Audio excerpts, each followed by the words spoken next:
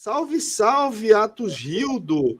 Meu querido amigo, hoje a gente vai analisar aí uma partida que não dá para a gente analisar ela só pelos 90 minutos e os acréscimos, porque a gente está falando aqui, Atos, de uma noite onde o Santa Cruz, perdão, onde o Náutico estava falando do Santa até agora, né?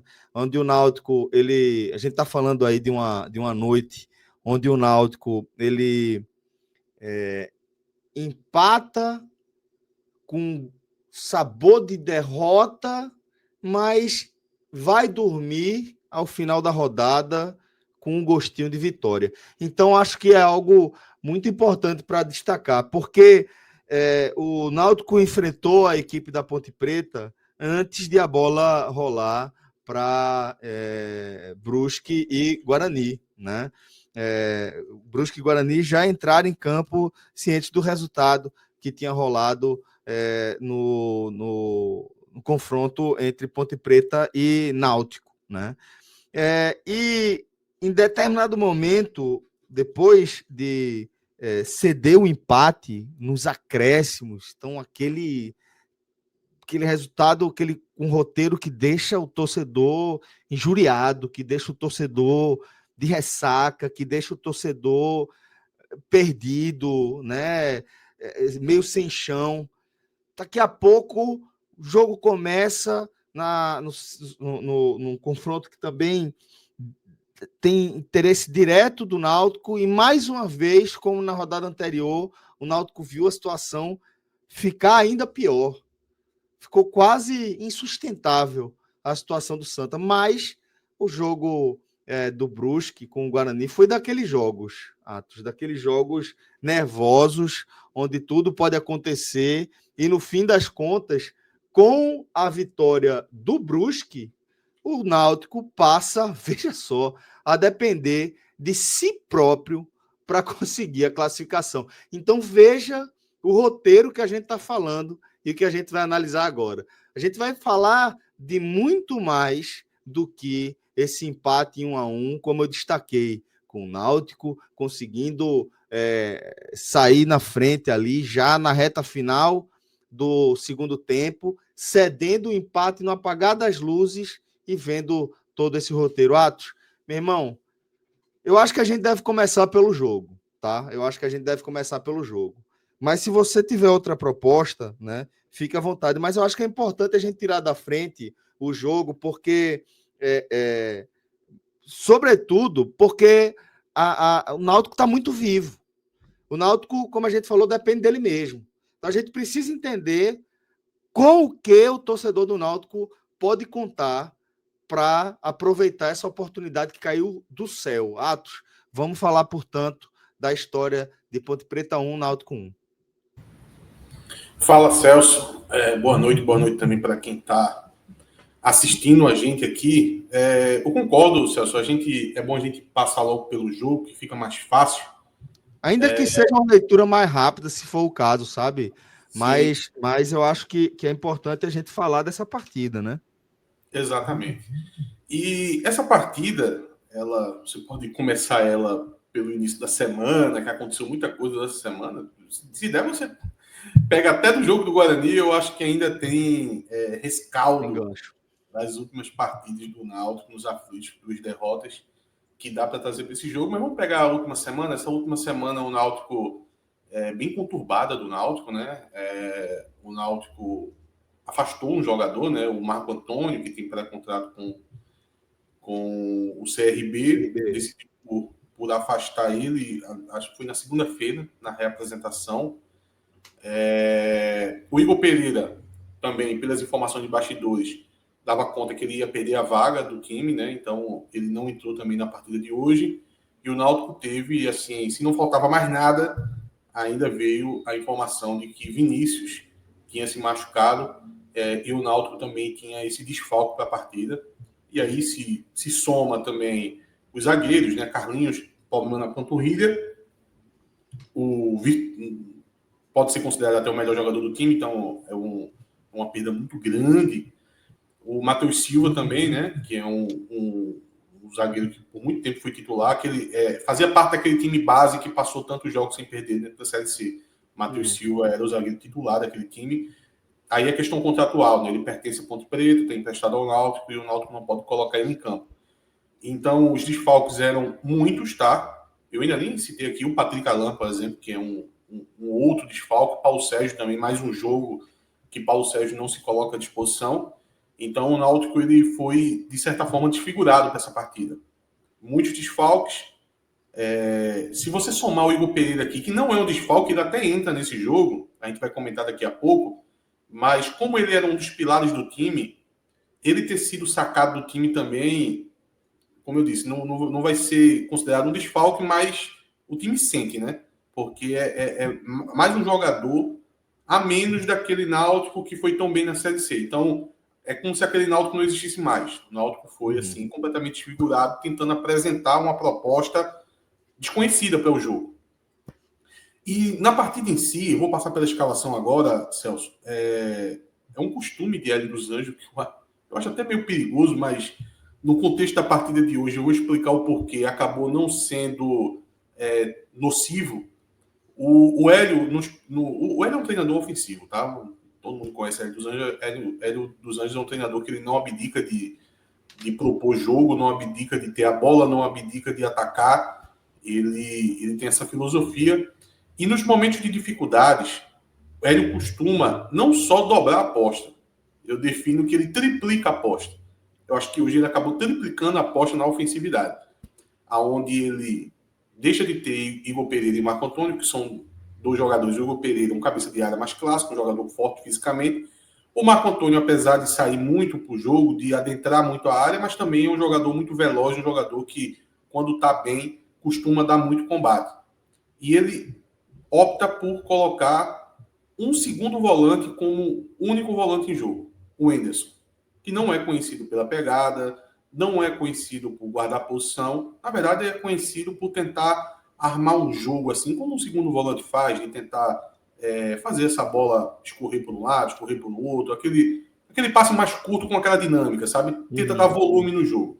Ele foi colocado como o primeiro volante do time e, na verdade, o único, porque os outros dois jogadores do meio campo, o Hélio optou pelo Vitinho, que é um meia atacante, inclusive, e o Lucas Cardoso, que é outro meia atacante. Então, não é que o Vitinho ele ocupou o espaço de um segundo volante. Não, na verdade, o Náutico jogou apenas com um, e esse um sendo o Henderson. Então, a gente tem a escalação aí com o Muriel no gol, a gente tem o Arnaldo pela direita, a zaga foi composta por João Mastro e o Índio, né, jogador da base, e na lateral esquerda o Igor Fernandes. Aí temos o Henderson, né, de primeiro volante, dois meias atacantes, o Vitinho e o Lucas Cardoso, e no comando de ataque mudou bastante, tá? Duas alterações, mas se você contar que o Hugo Boto tinha sido titular a primeira vez no jogo passado, é quase que um ataque completamente diferente. Hélio Borges por um lado, Hugo Boto pelo outro, e o Bruno Mezenga, né, voltando a ser titular, jogando mais centralizado.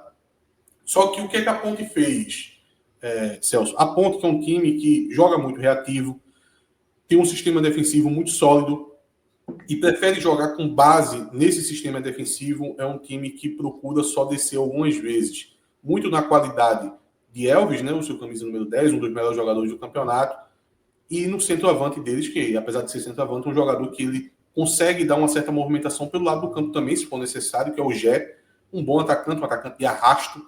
Dinâmica, né? Isso, que dá muito trabalho para qualquer zagueiro, para qualquer linha defensiva. Acontece que o Gé, ele não jogou hoje, foi uma surpresa ali, ele teve um problema ali pouco antes da partida, e o técnico, Marcelo Fernandes, da Ponte Preta, ele decide no lugar do Gé, ele coloca mais um volante, ele coloca um cabeça de área, ele coloca o Rodrigo Souza que já jogou no Náutico, um cara muito experiente, acho que apostou na obrigação do Náutico de buscar o resultado, né? Isso. Do jeito que o Náutico dobrou a aposta, triplicou a aposta na ofensividade, a Ponte dobrou, triplicou a aposta na defensividade, ou no jogo mais reativo. Ele tirou um centroavante e colocou mais um volante, e um time que já era considerado mais defensivo. Isso ajudou a essa escalação do Náutico, que é quase quase que suicida, digamos assim, a ter um encaixe melhor. Porque se a Ponte não ataca, então você não precisa de tantos defensores, né? E foi isso que aconteceu no primeiro tempo, Celso. A Ponte não atacou. O Náutico, ele teve o volume de jogo, ele foi melhor do que a Ponte no primeiro tempo. A gente pode aqui discutir o quão foi melhor. Se foi o suficiente para poder sair vencendo, por exemplo, no primeiro tempo. Eu acho que não foi tão melhor assim, não. Porque o Náutico tinha seus problemas. Por exemplo, os meios do Náutico não conseguiram jogar no jogo de hoje. Principalmente no primeiro tempo. O Vitinho estava muito apagado. O Lucas Cardoso, que também volta ao time, mas volta numa situação de estar jogando ali no sacrifício, até o treinador falou isso após a partida, mas dava para perceber durante o jogo, também não conseguiu um bom desempenho no primeiro tempo. Então, com essas duas peças abaixo, o Náutico teve dificuldade. Algumas chegadas, todas elas eram feitas pelo Náutico. Então, o Náutico tinha um volume que conseguia alguns escanteios, conseguia algumas finalizações. O Náutico teve um bom volume de finalização durante o primeiro tempo, se não me engano foi 10 ou 11 finalizações. A Ponte teve 3, sendo 2 no meio do gol, assim, quase que recuos para Muriel. Então, o Náutico estava num desenho de jogo que, diante da dificuldade do Náutico e diante dessa proposta que o Náutico se tornou mais ofensiva ainda, isso em teoria, tá? Porque na prática foi um jogo, na verdade, muito, muito pobre. Foi um jogo não, pobre mesmo. E isso porque os dois times se encaixaram, sabe, Celso?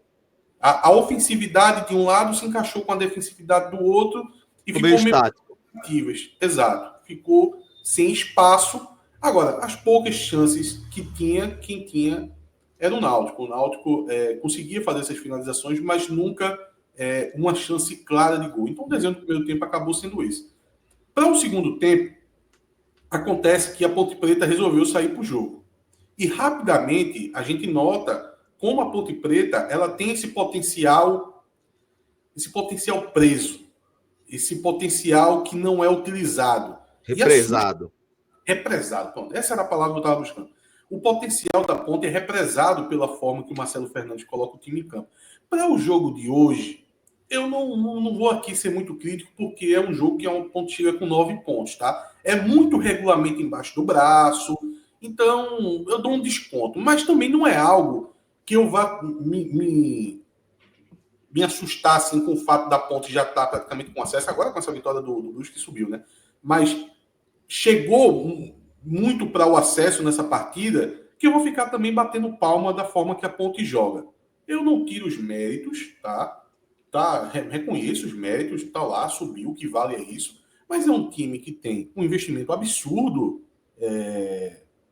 na competição, tá? A gente tá falando aqui de uma folha, informação de bastidores, apesar que toda vez que eu falo essa informação, assim, a reação do pessoal, ainda mais se aparecer um torcedor da Ponte, vem aí, viu? Vem de forma assim, bem raivosa assim, para tentar desmentir, mas a informação que eu tenho embaixo do já chequei várias vezes, é que essa folha da Ponte gira em torno de 2,5 milhões de reais, tá? Algo que você pode perceber isso, Celso, é 2 salários, 3 salários que a gente tem informações, que se tornaram públicas, de jogadores encostados. O próprio Matheus Silva, que veio para o Náutico, o Matheus Silva ganha 100 mil reais, o Náutico paga metade e a Ponte era para pagar a outra metade, né? Só que a Ponte não paga um bom tempo. O próprio Renato, que o Gabriel acabou de passar aqui pelo jogo do Santa e avaliou o jogo do Renato. O Renato está jogando no Santa Cruz. O Renato ganhava 100 mil na Ponte. E eram 2 jogadores que eram encostados, Celso. A gente não está falando nem da base do time, a gente está falando de jogadores encostados. Outro também que eu posso citar que ganhava 100 mil só na CLT era o Jean Dias, que foi um dos jogadores que saiu da Ponte. Aí a gente pode passar por Dudu, que voltou para o Vitória, um salário alto. O Elvis também, pô. É muito claro que Elvis não deve ganhar pouco, um dos melhores jogadores da competição. O próprio Gé também. Enfim, o time da Ponte tem um investimento alto. Se você joga dessa forma, Celso, tendo um investimento baixo, dá para entender mais, né? Eu posso comparar aqui com o Floresta. O Floresta que foi um time que joga dessa forma também e conseguiu se classificar entre os 8. Só que o investimento na Floresta é muito mais humilde. Então, eles vão ali nas condições que dá. Agora, a Ponte Preta, é óbvio que eles tinham capacidade de jogar de outra forma. E para você jogar da forma que a Ponte joga, com o investimento, com o material humano que você tem, é óbvio que vai ter uma probabilidade maior de dar certo.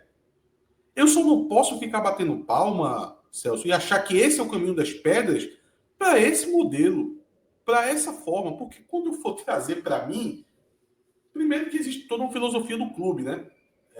Cada clube tem uma história. Por exemplo, eu posso garantir aqui que o Náutico não tem uma história de ter times com ferrolhos, times que não propõem jogo, times que são reativos. Isso não é a história do Náutico, e qualquer treinador que venha fazer isso aqui vai ter extrema dificuldade. O Náutico, na verdade, tem uma história de times velozes, de times pontas acentuadas. Rápidos, né? Centroavantes de pontaria fiada, é a história do Náutico. Exatamente. Jogadores técnicos. Não adianta também você negar a história do clube e as coisas são dessa forma. E a Ponte, repito, a Ponte faz isso com alto investimento, e com alto investimento, meu amigo, qualquer filosofia pode vir a dar certo, tá? Então, no segundo tempo, a Ponte resolveu sair para o jogo, e quando ela sai para o jogo, Celso, dá para perceber que tem qualidade, tem muita qualidade, chegava fácil, assim, dentro da área do Náutico, deixava o Náutico tonto em algumas situações, começou a ter, de fato, algumas oportunidades, não se transformou naquela chance, assim, absolutamente clara de gol, mas foi um volume que incomodou demais o Náutico, e eu comecei a ver o retrato do jogo, o Náutico que eu vi contra o Guarani e o Náutico que eu vi contra a própria Ponte jogando nos aflitos, que é o Náutico que, diante de uma mínima capacidade que o adversário mostre de tentar de atacar, muito nervoso em campo, muito inseguro nas jogadas. Não era um retrato de jogo bacana. Porém, o Náutico dá uma certa equilibrada, mas aquele temor ainda existia quando tem o lance do gol do Náutico, né? O pênalti, né? Que o Hélio Borges, apesar de não ter feito uma boa partida, ele tenta um chute de fora da área, a bola bate ali no braço do jogador da Ponte Preta, no cotovelo, é um pênalti claro, a bola estava em direção ao gol, ele aumenta a área de contato ali, e o juiz acaba, precisou inovar, né, na verdade, né, precisou inovar, mas no VAR ficou muito claro que tinha sido pênalti. O Náutico cobra com o Bruno Mezenga, dessa vez eu gostei que, antes da cobrança, um jogador do Náutico, salvo engano, foi o Igor Bolt. Ele pega a bola...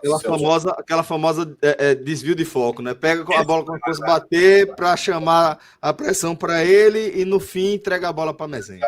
Eu cobrei muito isso na outra partida, apesar de que alguns torcedores do Náutico me dizendo que... Mas, Hélio Borges fez isso com o Vinícius naquele jogo e tal.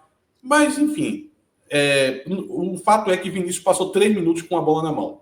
Porque, segundo a tese de alguns torcedores que me confrontam, diz que Hélio Borges tentou fazer isso, mas foi o juiz que preparou o lance do pênalti e, num outro momento, resolveu escutar o VAR de novo, e isso provocou mais um alongamento do tempo até bater o pênalti. Mas, enfim, aí o jogador de Náutico entrasse na área, tentasse tirar de tempo ali. O que não dá é o que aconteceu.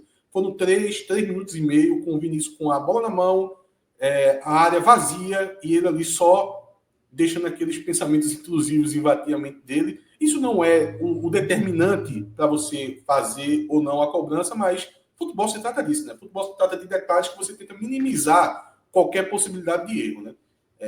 Enfim, nesse lance, Igor Bolt segurou, no último momento entregou para Mezenga. Eu até achei que era Igor Bolt que ia bater. E Mezenga recebeu a bola ali e rapidamente fez a cobrança, bateu muito bem e fez 1-0 para o Náutico. E nesse momento, Celso, eu acho que essa questão do jogo agora, depois de 1-0, é muito importante, eu vou dar um destaque grande para isso, que é o momento que o Náutico faz 1-0 e Hélio começa a fazer algumas mudanças. Vamos lembrar, primeiro, o Náutico estava muito desfalcado. Se a gente está desfalcado, se o time titular está desfalcado, significa que o banco também está. Tende a cair muito a qualidade, né? Exatamente.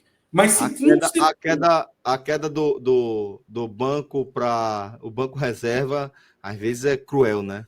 Mais acentuada ainda.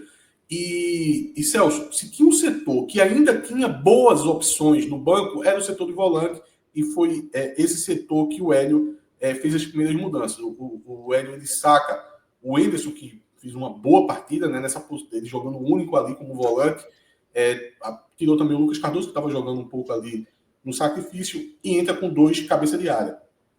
Entra com o Igor Pereira, né, recebendo essa nova chance depois de perder a vaga no time, e entra com o Auremi também. Para mim, substituições adequadas, substituições necessárias. Após isso, vem algumas substituições que não eram o ideal, né? A primeira delas, a mais grave, o Índio acaba saindo machucado e novamente vem o Ryan, né? O Ryan que não abandona o torcedor do Náutico, o Ryan volta a vestir a camisa do Náutico. Eu cheguei a pensar que ele nunca mais ia vestir a camisa do Náutico depois daquele jogo desastroso contra o Guarani, que ele até se machucou naquele jogo, tá? Oficialmente ele ficou fora do jogo da Ponte nos Aflitos porque ele tinha tido um grau 1. Mas jogador ruim se recupera rápido, é impressionante, meu amigo. Quando tem uma lesão na coxa, nunca o grau é 2, é sempre 1. É 1, menos de 15 dias vai voltar, meu amigo. É que ele é esforçado, pô. O jogador ruim normalmente é esforçado ou privilegiado fisicamente, pô. Senão não era jogador, pô. Ele procura logo a 10, né? Para se recuperar rápido. Procura logo a 10. Para se recuperar rápido, o homem volta e volta com saúde, porém a parte técnica não ajuda. Quando não sobe, entra, né? Isso. Quando o Raya entra, Celso, ele já falha no primeiro lance. Porque o narrador do jogo, eu tenho muitas críticas à transmissão da partida, a Sportnet, que passou a semana fazendo tabelinha com algumas páginas e blogs do Guarani, tentando forçar algumas narrativas falsas, que o Guarani tinha interesse em jogadores do Náutico, para dar aquela velha conturbada no ambiente, né? Aquele jogo extra. Exatamente. E já tinha me incomodado o jogo passado, porque parecia que era Brasil e Argentina e o Náutico era Argentina, tá? A transmissão foi muito voltada ao público de São Paulo. Não sei a leitura que eles decidiram fazer, eu acho que eles acreditam que Ponte e Guarani tem um carinho das maiores torcidas do estado e o que dava para notar era isso, que a narração era muito voltada para esse público. No lance de hoje, por exemplo, no pênalti, assim, eu comecei a rir. O comentarista teve uma hora, Celso, que na hora que o jogador náutico chuta, ele foi indagado pelo narrador se tinha sido pênalti ou não. Aí ele fez: eu estou em dúvida aqui porque eu não vi bem o lance, se a bola bateu na mão ou no cotovelo. Eu pensei: cara pálida, veja só. Independente, é pênalti nos dois lances, tá? O jeito que ele falou é como se fosse mão e pênalti. Cotovelo, não. Não, mão e cotovelo, braço. Não sei se foi mão ou se foi braço, né? É tudo pênalti, tá? Puta merda. Então, meu amigo, me ajude. A turma da Sportnet tava nessa pegada. Mas aí, o Ryan entra e ele já falha. Assim, o que eu ia falando sobre a transmissão é que o narrador chamou o Ryan de Edson. Desde o momento que ele entrou até o final do jogo, eu não sei de onde ele tirou o Edson. Não sei se Edson é o primeiro nome do Ryan. Faz uma pesquisa aí rápida aí, Celso. Edson é o primeiro nome do zagueiro Ryan. Não sei de onde ele tirou esse Edson, ele chamou de Edson o jogo inteiro. Confirmando agora. E já no primeiro lance... Ryan de Carvalho Cretley. É Ryan? Deixa eu ver se é esse aqui. Não, é outro. É Edson Arantes Ryan mesmo. Por isso. Mas enfim, conhecido na carreira como Ryan, ele acho que olhou a ficha. Foda, porra. Edson Arantes é foda, porra. Mas, veja, complicado. Tenso aí. Mas o Ryan, talvez ele escutou a transmissão, para a turma ter certeza que Edson era ele tratou de falhar no primeiro lance. No primeiro lance, ele já subiu com o jogador da Ponte Preta e deixou o jogador do Ponte Preta assim cabecear sozinho. A bola passou rente à trave. Foi a primeira grande chance manifesta de gol da Ponte Preta causada por Ryan. Tô achando que é Ryan Poltronieri Pereira. Então eu não sei de onde ele tirou esse Edson, não. Ambidestro. E o Náutico continuou fazendo essas substituições que aí já não eram boas substituições, né? Mas o treinador não tinha muita opção. O Ryan foi uma delas. Entrou também o Kelvin, que não ajudou em nada assim no jogo. E entrou também o nosso querido Raimar, que fez uma partida assim horrorosa contra a Ponte Preta aqui nos Aflitos. o Igor Fernandes acabou... eu achei que o Igor Fernandes tinha se machucado, Celso. Depois eu descobri que, na verdade, o Igor Fernandes teve o famoso 0 grau, né? Velho. Todo mundo tem direito, né? Não vai desmerecer, né? Eu vi... Veja, eu tava comentando no Timbucast, a turma disse, isso aí não é motivo para sair. Disse, vamos respeitar. Peraí, pelo amor de Deus. Isso é a condição que nos iguala a todos. Todo mundo é igual perante o 0 grau, velho. Todos somos iguais perante o 0 grau. Veja, 0 grau, ele não tem infiltração, não. É o contrário, né? Infiltração. Não adianta dar uma infiltração ali, não. Ali é o contrário. Não dá. Precisa do inverso. Então, o Raimar, ele entrou ali na lateral esquerda, e o Guarani começou... Desculpa, a Ponte Preta começou a jogar muito ali por aquele lado do Náutico, e foi dali que saiu o gol, tá? O Imosec é a infiltração do 0 grau. O Imosec. E foi dali, Celso, que o time da Ponte Preta conseguiu fazer uma movimentação ali pelo seu lado esquerdo, lado direito defensivo do Náutico, e ali ele cruza a bola, e novamente, quem que está na jogada? O nosso querido Raia. Dessa vez, só para questão de justiça mesmo, ele não é 100% o causador e o culpado do gol, porque é um lance também coletivo, tá? Ele está no mesmo CEP, ele precisaria fazer uma boa leitura para poder fazer uma antecipação para cortar aquela bola.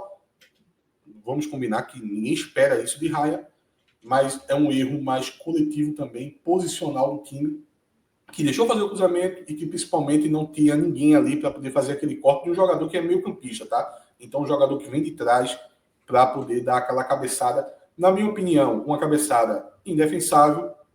Alguns torcedores do Náutico, acho que movido pelo fígado, resolveram achar que Muriel teve alguma participação desse gol. Não consigo enxergar dessa forma.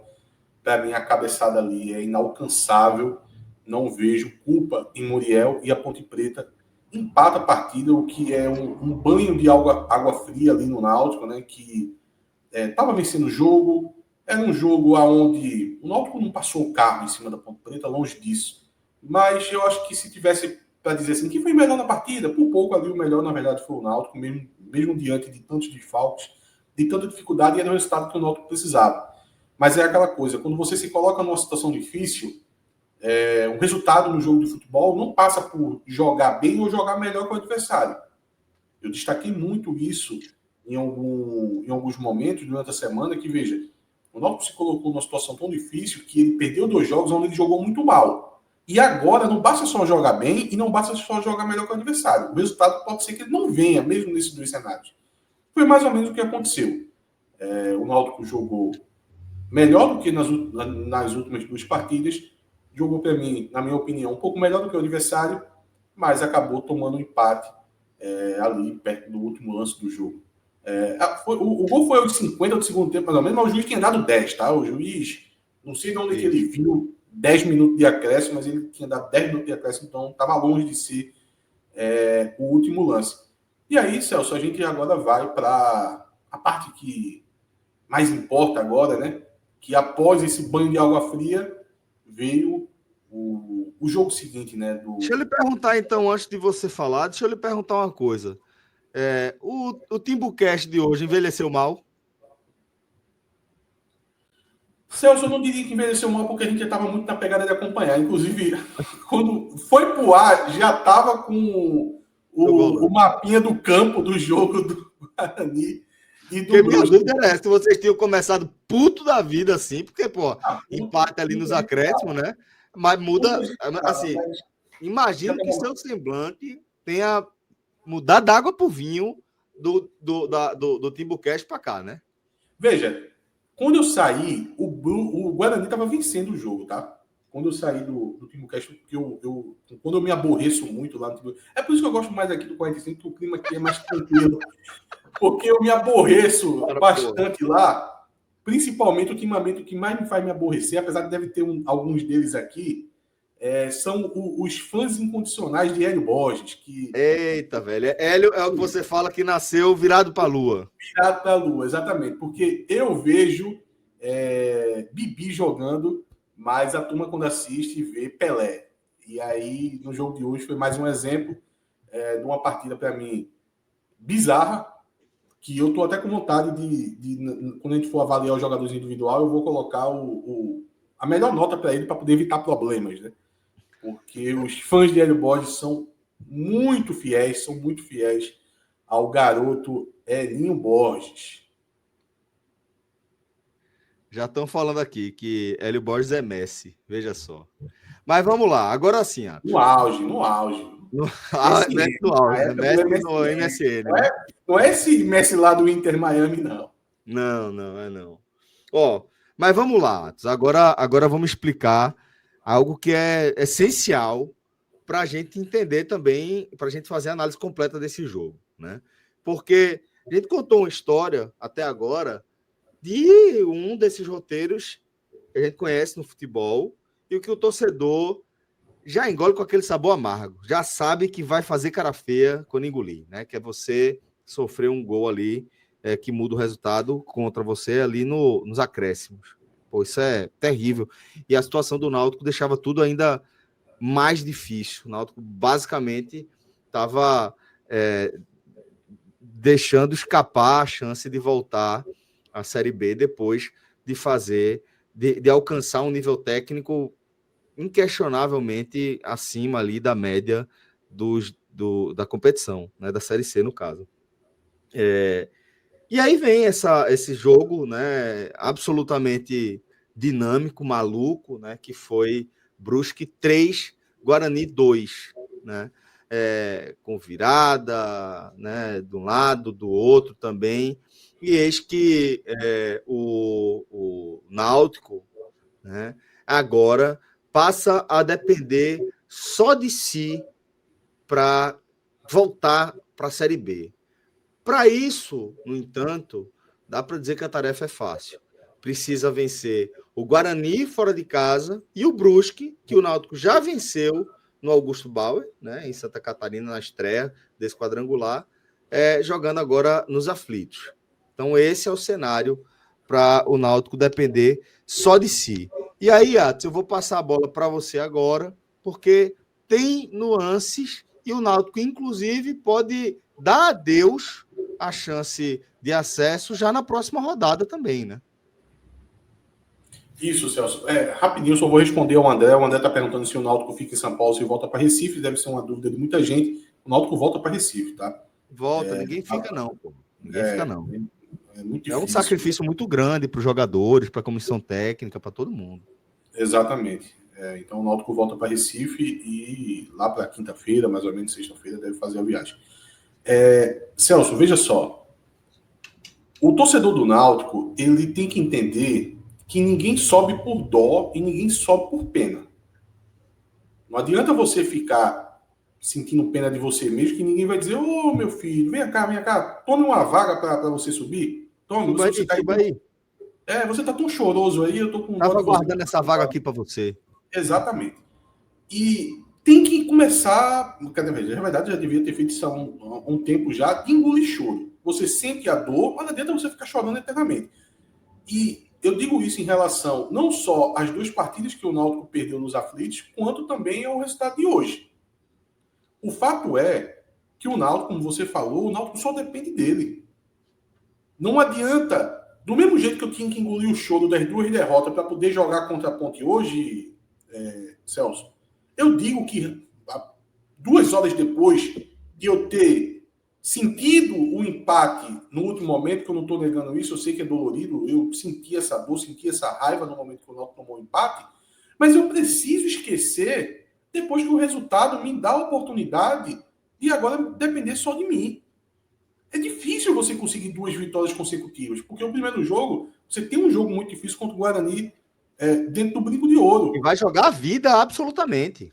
Exato. E aí também não pode esquecer do jogo do Brusque, até porque o Náutico já enfrentou na sua história cenários onde pega um time que, independente se o Brusque tiver chance ou não, que o Brusque tem possibilidade de chegar com chance e possibilidade com não, de pegar na última rodada um adversário mais acessível e não conseguir confirmar um acesso. Já aconteceu.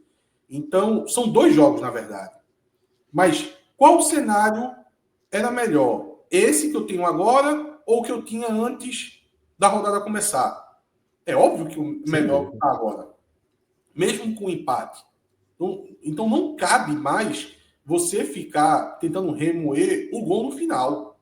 O gol no final ele é apagado com o resultado do Brusque, até porque se o Náutico tivesse vencido a partida e o Guarani tivesse vencido o Brusque, talvez o cenário fosse até ou igual ou até ligeiramente pior do que o cenário que a gente tem hoje. Então o cenário agora é bom porque melhorou muito em relação a antes da rodada.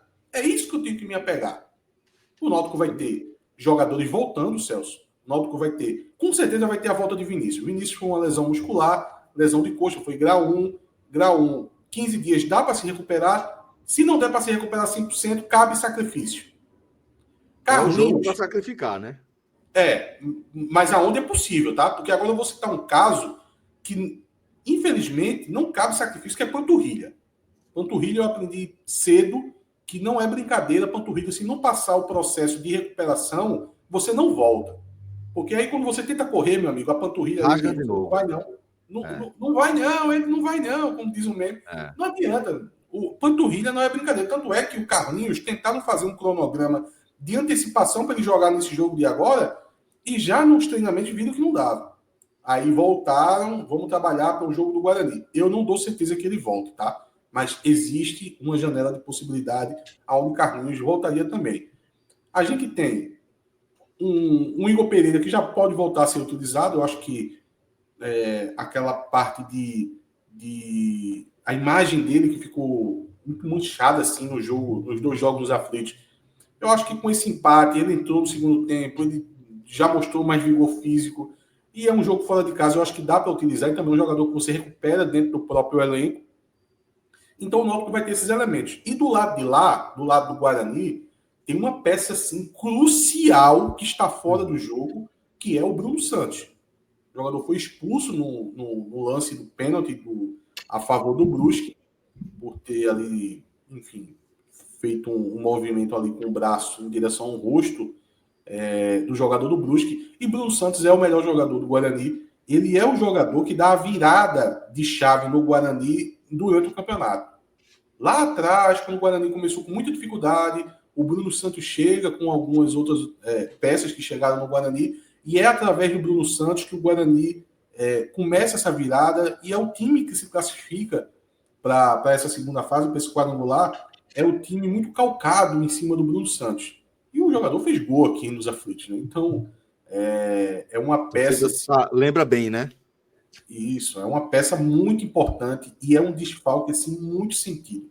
Então, de um lado você tem desfalques, do outro lado você tem jogadores voltando, você tem entregue ao Náutico essa oportunidade de estar com o destino em suas próprias mãos, isso também é muito importante. E aí você tem que buscar alguns elementos, na verdade, positivos. O Náutico vem com desempenhos interessantes no Brinco de Ouro. Os últimos 4 jogos, dentro do Brinco de Ouro contra o Guarani, o Náutico ganhou 3 partidas. Inclusive ganhou dentro dessa Série C, uma boa partida que o Náutico fez e ganhou do Guarani. Então temos... Um outro momento, né?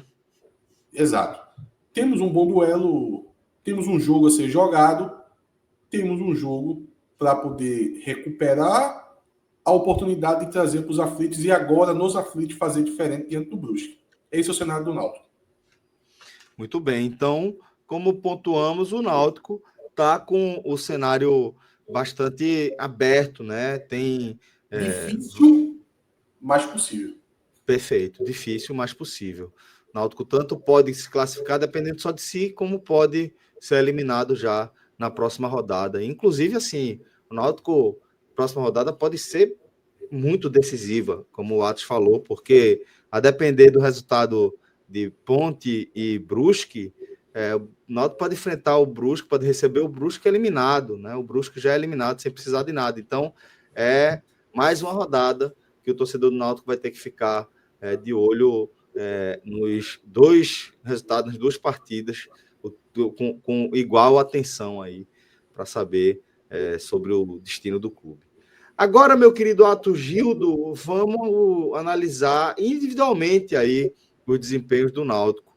Eu aproveito para convidar a turma para conhecer os nossos amigos da A10 Saúde Esportiva, uma galera que trouxe um conceito muito bacana, que é esse de você entregar um tratamento 360 graus para quem quer cuidar da saúde, seja qual for aí o motivo, né? Seja a busca aí pelo bem-estar, pela melhor qualidade de vida, ou se você está querendo melhorar a sua performance. Lá na A10 Saúde Esportiva você vai encontrar profissionais qualificados de diversas áreas, tá?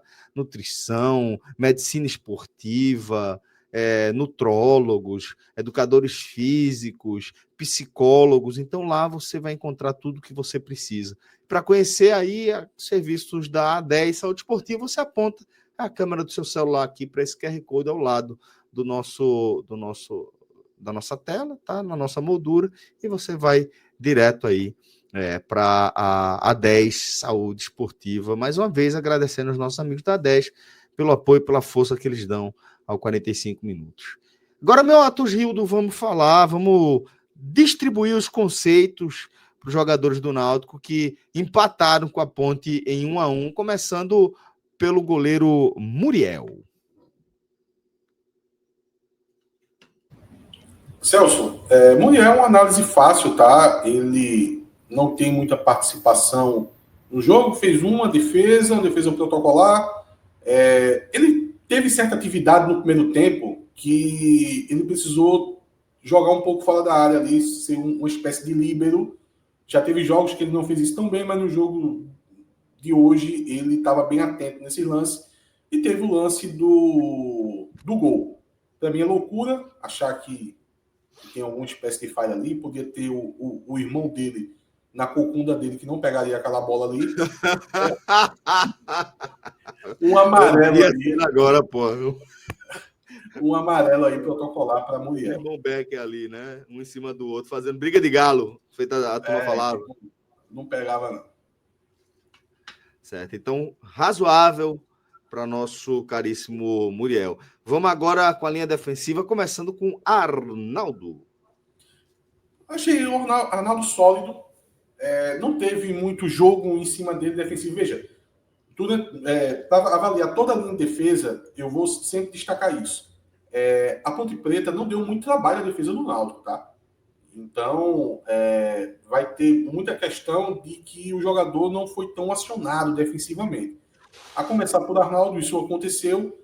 No restante do jogo, ele teve uma certa solidez.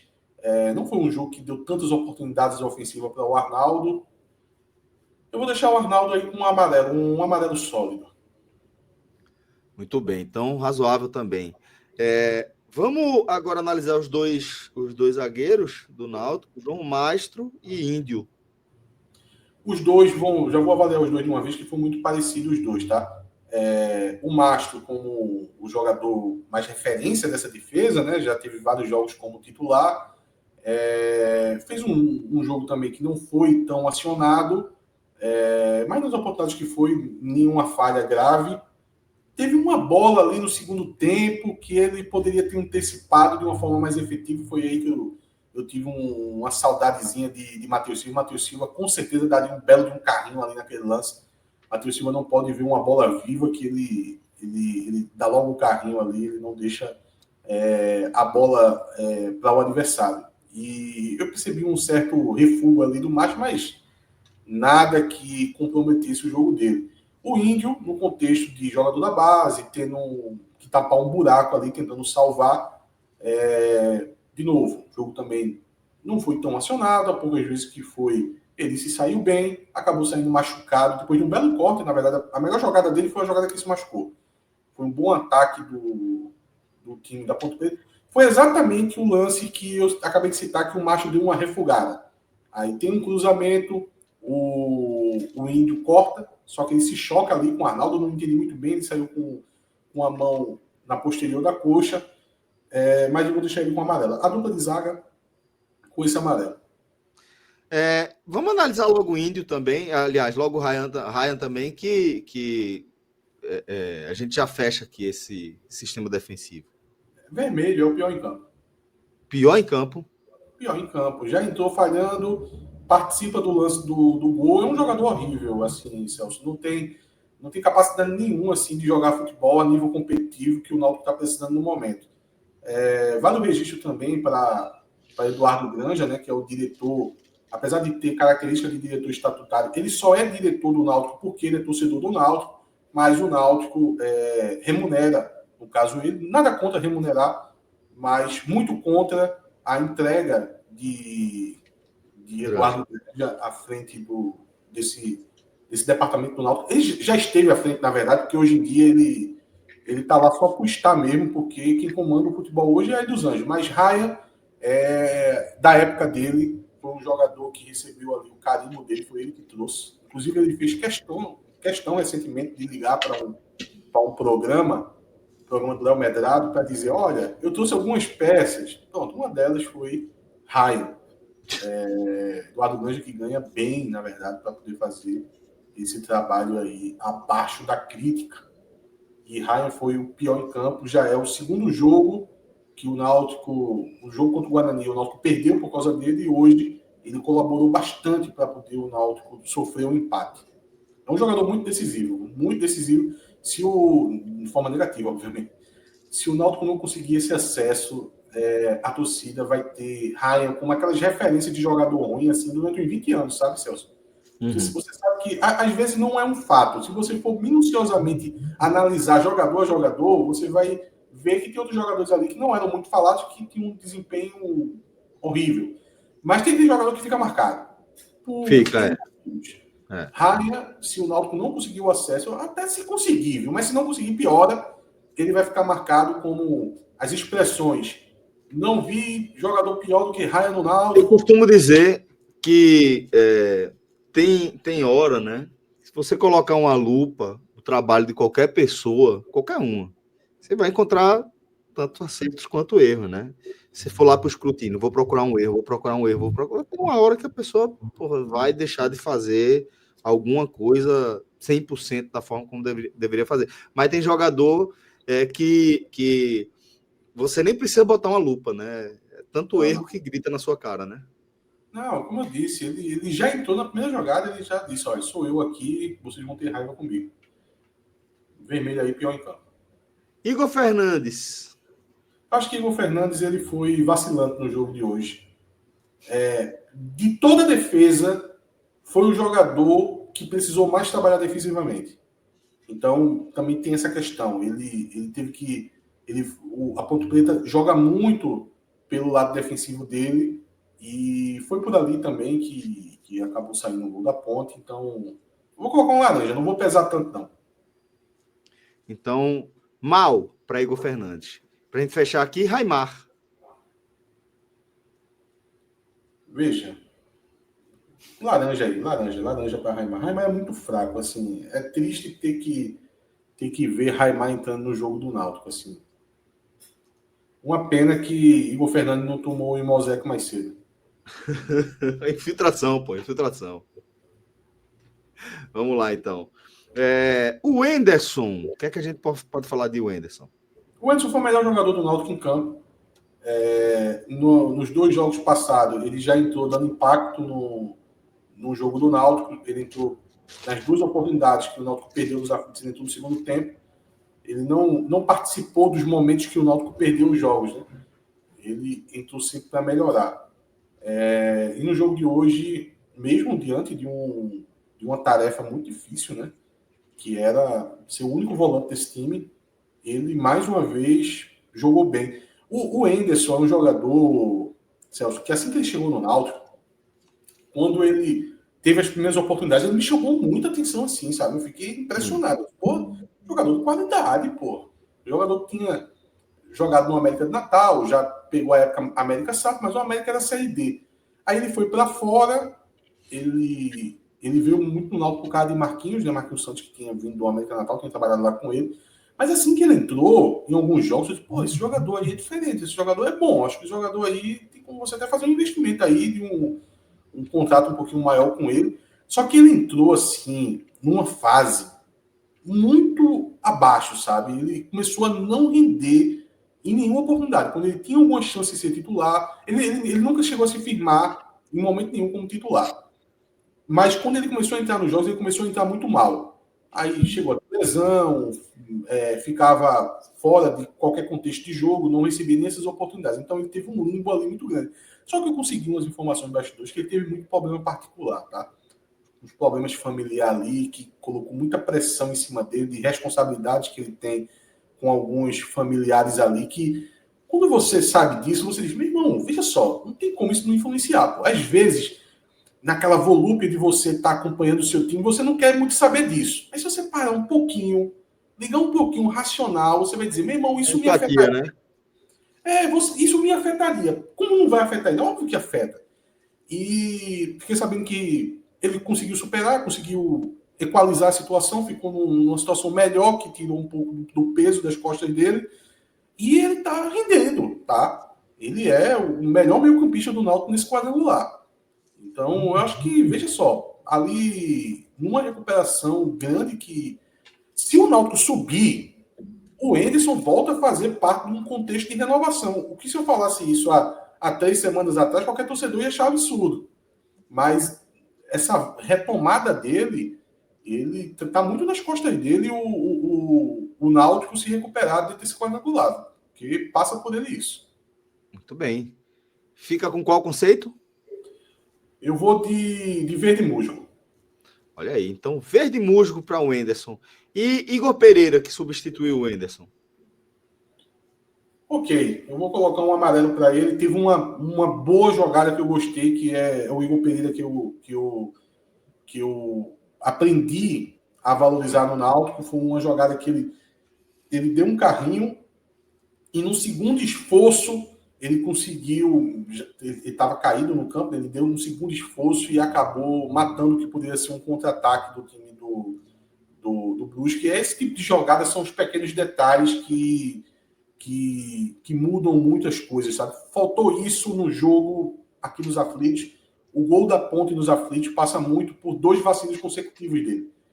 Então, eu acho que é uma entrada aí que pode demonstrar que ele esteja à disposição para o próximo jogo, até como titular. Até porque Hélio, na coletiva, chegou a citar que ele estava no sacrifício porque ele estava doente. Não falou, não especificou a doença, mas geralmente quando fala assim, ou é problema intestinal ou é gripe, né? Dessa vez eu vou chutar aqui a gripe. Tem que mudar aí, tem que mudar a cozinha do Náutico aí. Não, mas eu acho que não tem Não, intestinal. brincadeira. Intestinal, Não, pelo amor de Deus, eu tô brincando, viu, galera? Pelo amor de Deus. Até porque, veja, eles estão lá em Campinas, né? Então eles comeram comida de algum hotel, né? Não é isso. Não é a cozinha. Vamos agora com Vitinho e Lucas Cardoso. Eu vou dar a mesma nota para os dois. Eu vou ajudar um pouquinho os dois, vou deixar os dois com amarelo. São histórias diferentes do jogo, tá? O Lucas Cardoso até tá muito no sacrifício, tá sem ritmo de jogo. Ele teve um jogo mais regular, mas sem ser tão... ele não conseguiu colocar impacto na partida, ele não conseguiu ser o diferencial no jogo. Já o Vitinho, ele trabalhou mais com montanha-russa. Eu achei o Vitinho mal no primeiro tempo, até para colocar um muito mal, porque ficou muito fora do jogo, mas eu acho que o contexto da partida não estava legal para ele. Essa retranca, esse ferrolho da Ponte Preta dificulta muito o trabalho dele. Quando o Náutico faz o gol, tem bons minutos de Vitinho em campo, que é um momento que a Ponte se projeta mais e ele tem algum espaço. Então, rapidamente, ele fez 2 boas jogadas, teve uma jogada que ele consegue puxar todo o contra-ataque e faz um passe para Hélio Borges acabar com o ataque, né? O Hélio Borges sempre faz. E teve um outro lance. Daqui a pouco vai tomar hate aí. E teve outro lance que ele acabou sofrendo a falta. Foram 2 boas jogadas e deu para perceber que ele ficou mais ativo em campo. Então, por isso eu vou colocar um amarelo. Eu acho que ele foi... Eu colocaria um laranja para o primeiro tempo e um verde musgo para o segundo. Deixo na média amarelo. Queria que Cássio estivesse aqui para eu perguntar para ele se tem condições de um time com 3 Igors ganhar algum jogo. Mas vamos falar aí de Igor Bolt, já abrindo o ataque. Eu não gostei muito da partida de Igor Bolt. Eu acho que ele ficou muito fora da partida, porque ele está jogando muito pelo lado. Assim. Ele não abre mão de jogar com 3 jogadores na frente. Ele é um jogador, para mim, muito pesado para jogar pelo lado. Eu gosto mais dele na configuração dele jogando como uma espécie de segundo atacante, pegando um pouco de corredor central, tá? Mesmo que ele jogue pelo lado, mas que seja um lado fechando mais para dentro da área. Quando você joga com 3, você é muito jogado pela linha lateral. E isso para mim dificulta muito assim, o trabalho de Igor Bolt. Não gostei da partida dele, vou deixar ele com um laranja aí. Bem, então, mal para Igor Bolt. E Kelvin. Eita, Kelvin faltou o Auremi, mas vamos logo com o Kelvin. Kelvin é vermelho, assim, não fez nada. E ainda atrapalhou, porque ele, apesar de ser atacante, ele entrou muito com responsabilidade defensiva. E foi o setor onde a Ponte consegue fazer o gol. Muito mal. Agora, para pagar essa dívida, Auremi. Auremi, vou trabalhar com amarelinho também. Entrou para destruir, o gol não sai ali numa situação... Eu acho que talvez, se você for analisar assim, com a lupa, que eu não tive a oportunidade de fazer isso, para saber toda a movimentação ali do gol, porque dá para você enxergar que teve um problema também coletivo. Eu não consegui identificar ainda, que só vi um lance uma vez, um replay no máximo, de saber se precisava da cobertura de volante nesse lance, tá? Porque é um meio campista que faz esse gol. Uhum. Então, o Auremi ou o Igor Pereira pode ter ficado com a incumbência de acompanhar esse jogador e não tem acompanhado. Vou precisar analisar. O único jogador que está na cena do crime ali, está muito claro que tem uma participação Raia, mas eu sei que não foi só ele, tá? Mas aí eu precisaria chegar ali, né, velho? Precisaria de uma análise mais profunda que eu confesso que eu acabei não tendo a oportunidade de fazer. Bruno Mezenga. Por hora, deixa ele para um Amadeu. Qualquer coisinha, eu mando um e-mail. Se eu notar que ele teve falha no gol, a gente... Paga no próximo, pô. Paga no próximo. A gente abaixa aí a nota no próximo. Vamos lá, Bruno Mezenga, autor do gol do Náutico. O verde musgo para Bruno Mezenga porque tentou bastante, se movimentou bem. Qual foi o conceito? O verde musgo. Verde musgo, tá. Teve um bom comportamento, foi limitado por uma escassez de bola. A bola chegava numa quantidade limitada, né? O Náutico não fez também uma alta produção que ele era municiado o tempo todo. Isso não existiu, mas nas vezes que chegou, ele conseguiu dar vazão a essa bola. E também a questão do contraste dele com o Samuel Tsania, né? O Samuel Tsania é um jogador, já falei isso aqui 1000 vezes, mas volto a repetir, um jogador muito cru, que não tem esses fundamentos de centroavante. Aí quando entra um jogador da posição, que veja, Mezenga não é um exímio centroavante, mas ele só é um jogador da posição. Já dá esse impacto de diferença. Você vê algumas jogadas desse centroavante... O jogador, o centroavante, ele é feito de um material diferente mesmo, não tem como não.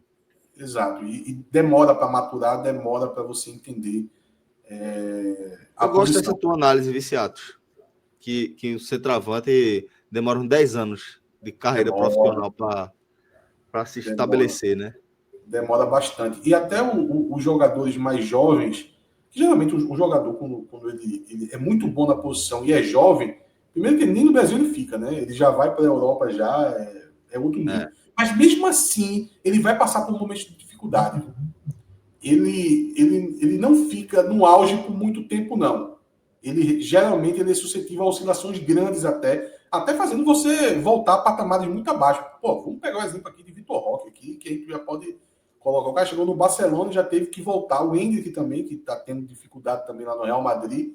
Então é uma posição que dificilmente você chega no topo e fica lá por muito tempo. Só citar uma fase aqui, um dia desse o Haaland estava fazendo 60 gols por temporada, agora já está no momento mais de baixo. É uma posição muito difícil. Para mim, o mestre dessa posição atualmente no mundo, só para citar aqui, é Harry Kane. Aí é o cerebral da posição. Joga demais. Joga demais. Tem anos, né? 36 ou 37 anos. Coisa assim. Isso, joga demais. Pode fazer a grande Copa da vida dele, né? Inclusive. Mas vamos lá. Para a gente fechar aqui, vamos falar do queridinho da torcida, Hélio Borges. Bem ou muito bem? Vem Paulo Sérgio, assim, para não arrumar problema. Veja, para não arrumar problema seria essa avaliação. Agora, se você quiser, assim, em segredo, não estou mandando colocar a nota aí, tá? Só aqui entre nós, a nota que eu daria seria um vermelho, tá? Que é isso? Não é a nota que eu tô... Quem vai colocar a nota aí é Celso. Eu tô dizendo assim, em segredo, que é vermelho. Mas, por mim, coloca verde. Então tá bom. Então vamos de razoável. O compromisso pela verdade prevalece e eu vou manter o vermelho dele. Que jogador fraco da porra, sou revoltado com esse cara. Eu não sei como ele tem tanto fã, não faz nada o jogo todo. E teve gente que você mas ele deu a finalização do pênalti. Ah, pelo amor de Deus. O cara chutou uma cafofa, a bola, o soco bateu no cotovelo do jogador da ponta. Para a gente fechar aqui essa análise. E o professor Hélio dos Anjos?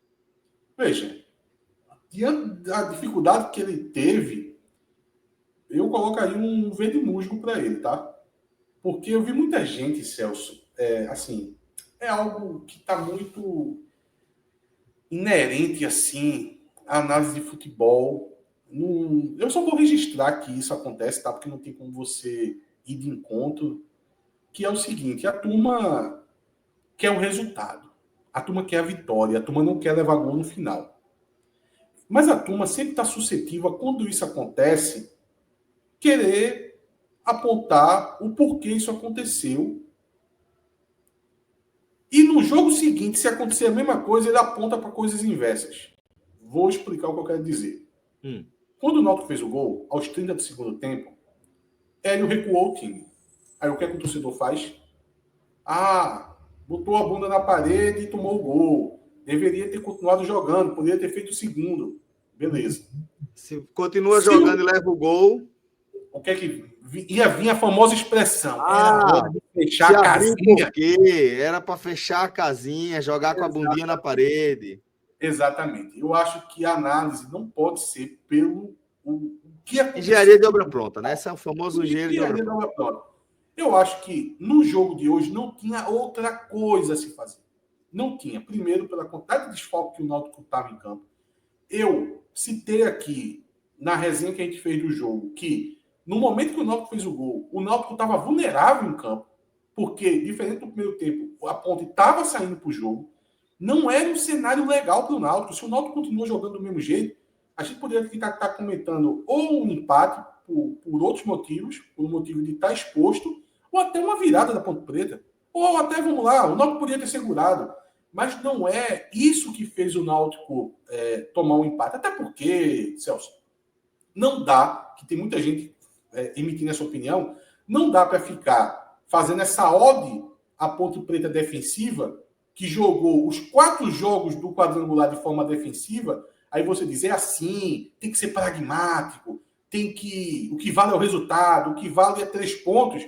Aí quando o Náutico faz isso durante 20 minutos, para segurar uma partida, você dizer que está errado. Então, você tem que se decidir. A Ponte joga assim 90 minutos todo jogo. Aí você quer que jogue assim. Quando o Náutico faz durante 20, está errado, no final das contas, você não está nem aí se o time é defensivo, se o time é ofensivo, se é reativo, se é pragmático, se tem várias ideias em campo. Você não está nem aí, pessoa, você quer o resultado, meu amigo. Você não conseguiu o resultado dessa vez. Eu fiquei com raiva, você ficou com raiva, mas não adianta apontar para o lugar errado. Não adianta você tentar fazer uma leitura que não aconteceu. O Náutico, ele precisava colocar esses volantes em campo. O que o Náutico não precisava era colocar raio. Aí eu posso concordar. Tá aí, esse é um bom caminho que o torcedor pode ir, Celso. Se quer extravasar sua raiva em alguém, é merecido que esse alguém seja o Raia e quem trouxe ele. E quem escalou também. Já colocando uma crítica aqui em Hélio dos Anjos, que apesar de não ter opção, é um jogador que é tão danoso que eu não colocaria, eu não estaria mais com ele no grupo. Não estaria. Porque é um jogador que toda vez que entra, ele é protagonista de um gol para o adversário ou de um resultado ruim. Muito bem. Dessa forma, galera, fechamos aí com o quê? Com razoável para ele ou com bem? Não, bem, né? Eu coloquei um verde musgo porque os desfalques eram muito grandes para o jogo de hoje e ele conseguiu jogar melhor do que a Ponte. É isso. Então, bem, portanto, professor Hélio dos Anjos. Gabrielzito, a gente tem um superchat aí para a gente trazer. Atos, aí é com você, viu, inclusive.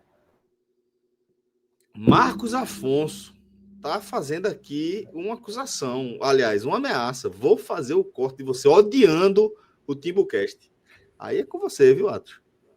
Não, pode fazer, meu amigo. O Timbucast hoje me tirou a paciência, meu amigo. Os adoradores de Hélio Borges não me deixam quieto, não. Um abraço para os meninos lá do Timbucast. Vocês fazem um trabalho massa, véio. Vocês são foda. Atos, encerrando por aqui, tá? Agradecer a sua companhia. Fica aqui com a gente, galera, no 45 minutos. A gente está chegando na reta final da nossa corrida, rumo aos 100 mil inscritos do nosso canal. Ajuda a gente a crescer. Dê essa moral para a turma. Compartilha aqui o nosso conteúdo com alguém. Deixe seu like, deixe seu comentário. E ajuda a gente a crescer. Forte abraço e até a próxima.